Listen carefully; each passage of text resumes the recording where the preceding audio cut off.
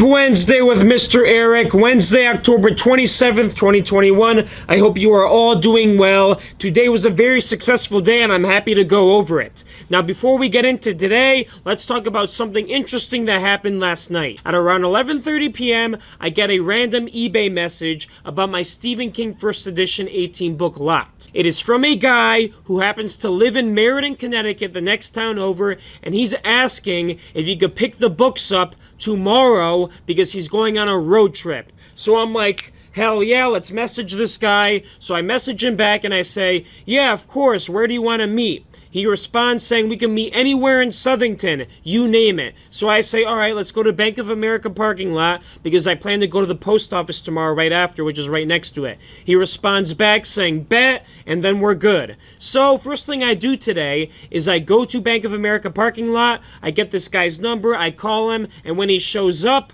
I take my Stephen King books out of the car, give them to him, and he pays me $110 cash. Easiest transaction I've ever done. The guy is super nice. Now, it's not the typical road trip that this guy's going on that he needs these Stephen King books for. He's going up to Maine for a Stephen King event. Apparently, Stephen King is going to be at some event, so this guy wants to get all 18 books signed. Good for him. Now, there's not very many rare books in this set. Most of them are the newer first editions. However, any Stephen King signature is hard to come by. That means the value goes up, especially for collectors. There's a lot of Stephen King collectors, so these collectors want his signature too. A Stephen King collector's dream is to have every single book of his signed and put on their bookshelf. I am not that desperate for Stephen King signatures other than reselling the books with his signatures because I haven't even read any of the Stephen King books. I like the artwork, that's about it, and I like the movies. That's why I say like Stephen King when people ask.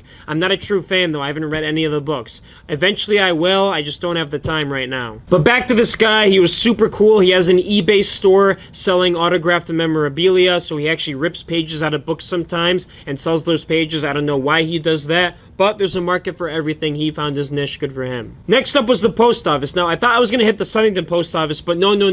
Every parking spot in the back where I've been going was filled with a USPS truck. So I'm like, no way I'm going to be competing with them for spots. I don't want to be that guy. So I just went on over to Wethersfield where the estate sale is. Once I hit Wethersfield, I typed in post office in the GPS so I could find the nearest post office on the way to the estate sale I was going to hit that I talked about last night. I go inside the store and I go to the clerk and I say, hey, I don't usually go to your post office. I usually go to Southington, but I'm here for another reason. So I'm wondering if I could go park in the back like I do in Southington, give them the scan form, and they could accept my packages there. And this guy looked at me with freaking googly eyes. He had no idea what was going on, outright confused. He couldn't even answer me. He said, yeah. Oh, hold on one sec. And then he went to his manager in the back. She comes out and she's like, yeah, just give me your scan forms. You can go to the back and just drop them off. She didn't give me any instructions other than that. So I brought my car to the back and then there's nobody really there. I kind of just backed my car up, put the packages on the dock, and then I look for somebody. Eventually I see a guy come out, but he's one of the mail people, so he's not in charge of accepting orders. He just delivers them. But I ask him if he could help me out. So he goes back inside the store and he says, yeah, I'll just make sure if everything's okay with you. And he comes back out and he gives me a thumbs up saying I'm good. So I kind of put all my trust in him and I drop the packages off. Now, there's some things in there that are expensive that require signature confirmation, so I'm praying to God that they actually get delivered. I'm sure they will. There's no way the post office can just be so negligent as to leave packages on the curb or whatever overnight, especially when it's supposed to rain. They really can't be that bad. If they're that bad, then there's a problem. You know it wasn't bad, though? This estate sale I went to. I went to the address that Marnie gave me. Oh, lovely Marnie. She's a very nice woman. She lets me pick through the books. I talked about this yesterday. But this deal her and I have is just exceptional. She lets me come to estate sales before they're actually on sale, look through all the books before anybody's looked through them yet, and pick out the ones I want. Anything I don't want, I can leave. And I don't have to do any work other than that. It is perfect. And I can take as much time as I want because Marnie's a workaholic and she's there at the house all day anyway. So when I show up, I do my thing. I say hi to Marnie. And she has a surprise for me, actually. She brought her truck this time. She has a box truck. And she said that she's got books in the truck from a previous estate sale. And she's also got books in the house.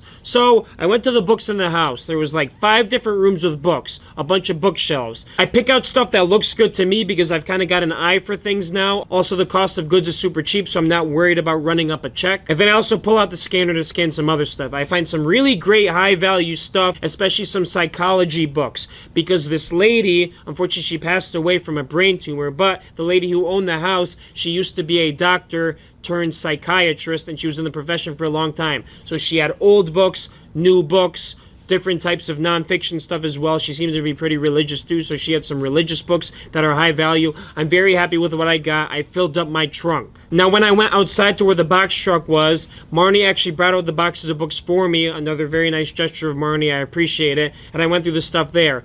A lot of great high value stuff there too. I don't know what was it with these two people. This stuff outside from the box truck was from a different house, but they're good readers. I think a good reader is somebody who reads intelligent books about specific topics that aren't too vague. Usually books are profitable when they're about a specific topic. Something like weaving in Egypt. Not something like a Danielle Steele book. You really need something that's a niche market because people are willing to pay money for stuff that interests them that much. I added all those books to the trunk, and at the end of it, the damage was only $55. I filled up my car for $55. I don't know what the profit's going to be yet, but I think it's going to be at least $1,500, which is pretty good for one day. Obviously, everything takes a while to sell, but eventually it will sell, and with other stuff in inventory now, it just gets compounded on there. When I was wrapped up with the car, I went inside to say bye to Marnie. She told me that if anybody's interested in doing some work, she needs salespeople for estate sales, which means that during the estate sale, you will try to get people to buy stuff, negotiate with them.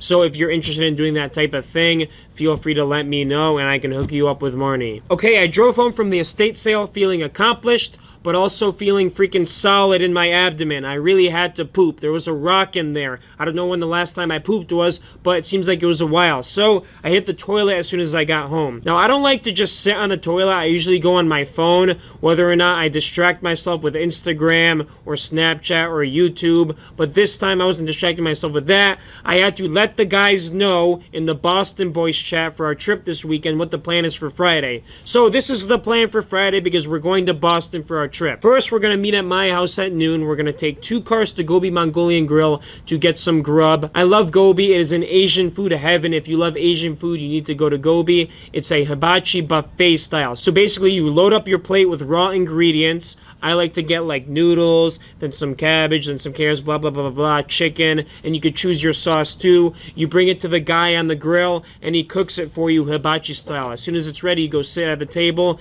chow it down, and then you can get more as much as you want. So I told the guys we're going to eat there, and then after that, we're going to head up to Springfield, maybe go to the park to play some basketball or volleyball or soccer, and then maybe go to the casino to do some gambling maybe, or just walk around, get some free drinks. And then after that, we will go to Six Flags. After Six Flags, if we don't like it a lot, we could leave early, hit a club near Springfield. However, Springfield's a little bit sketchy. I don't know if I want to go there. And then later that night, we'll end up in Boston at the hotel we booked, get some sleep for the big Saturday that we're going to have. So I put that in the chat, and everybody pretty much seems down, which is nice. Also, Mr. Leonard gave me a call, and he gave me a final answer saying that he is down to go to Boston with us. Now, Mr. Leonard, who I talked about the other day, I offered the invitation to him to go to Boston with us because we have room for one more person, and he's been debating. He doesn't know if he wants to do it yet, but finally he gave me the answer today that he's down to go. He's being nice enough to offer his car too, so that's always a plus. If you are willing to drive us places, I like you a little bit more. There's some people, I don't want to say who use other people to drive them places. It's usually me who does the driving. Actually, I've been at DD many times. Every trip I've gone on with the friends, I've also been the driver. My car and my parents' car has a lot of mileage on it due to these trips. But you know what? I'm just living life. I'm not that petty to ask people for gas money all the time or to stress out about the wear and tear of my car. It just gets really annoying. Like, I don't like to have that hanging over my head. It's just not worth it. Okay, so I finished my poop up, and then it was time to get some more fuel in me. Damn it, I said the word fuel for food again. I hate that. Ignore the fact that I said fuel. But I had to get some more food in me to create some more poop that I'm going to probably poop tomorrow. Mom was making burritos, so I ate a delicious burrito, and then I kind of just hung around trying to bother Daria before we had to go to Monica's soccer game. Now, I haven't been to any of Monica's high school soccer games this season, but the reason I'm going tonight is because it's her senior night. All of us had to go. Mom wanted all of us to go. I mean, I wanted to go too, but Mom's always the one that's like forcing people to do this stuff. So I go there with the rest of the family, Marek, John, Mom, Dad, Daria, even Daria's friend friend Jenna, and then Grandma also showed up. Before the game, there was some football practice going on, so I watched the football practice. There was also the varsity soccer team having practice. I used to play something in high school, varsity soccer, so I went to watch. It was kind of fun. I wasn't like on the side of the field watching. That's creepy, but I stood from afar and I watched. Now, apparently, Yanisse's not the coach anymore. It's actually Palco and Magaro, which is pretty cool because Yanisse was difficult to deal with. John had his fair share with issues with Yanisse. I had a couple, but at the end of the day, I don't really care. I like playing soccer. I wish I got more playing time, especially my senior year, but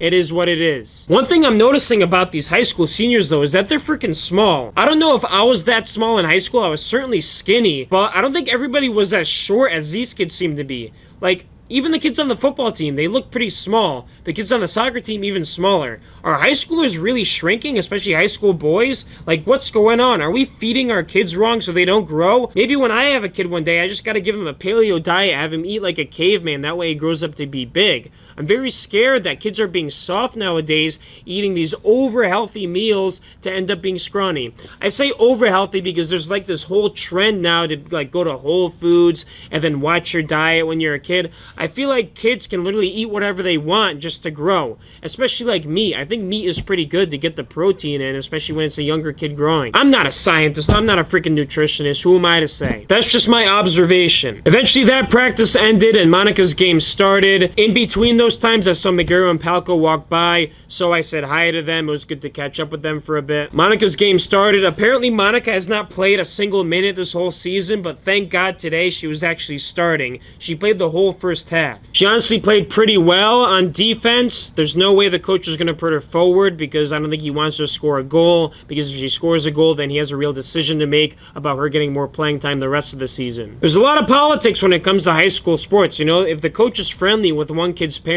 he's got to give them playing time, otherwise that friendship can go away. Especially if maybe there's some money under the table, who knows? During the soccer game, it was mad cold. I was grubbing on some Sour Patch Kids from home. Daria was grubbing on pizza. Daria made like 5 trips to the snack booth to buy pizza. They were selling slices for only $1. I don't know where she was getting the money from, but she kept coming back with pizza. Her and Jenna kept getting pizza. I was very jealous, but I'm trying to stay away from pizza, especially since I had Domino's from Mr. Andrew Leonard the other day. Soccer game ended 2-0. Monica's team won. It was a great game. I actually enjoyed it a bit more than I thought. I thought a high school girls soccer team would be freaking boring, but it was actually pretty decent, especially since there was 2 goals. We drove home as a family. Grandma gave us some apple cider donuts to eat. It was tasted pretty good. I'm very happy I ate a donut. Thank you, Grandma. My next move was to go to the warehouse, but I made a big mistake. Monica took my car to the soccer game, but she didn't take it home. She went with Patrick somewhere for food. So the car was in the high school parking lot, and I wasn't able to get it. Patrick had to drive Monica back to the high school parking lot to bring the car home. So I was just waiting at home for Monica to come home.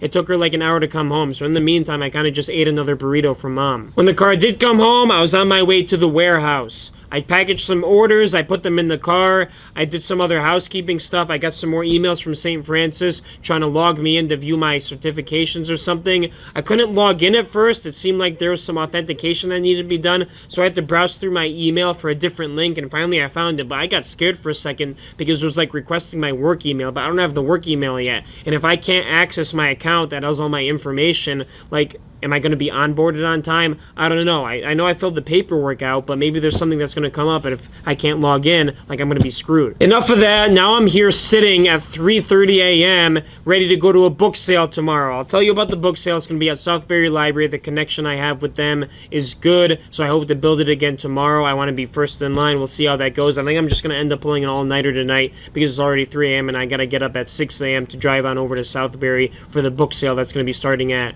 I think, no, it's going to be starting at 10 a.m., but I want to get there early and just maybe take a nap in the car. So I'll let you know how that goes. Peace out.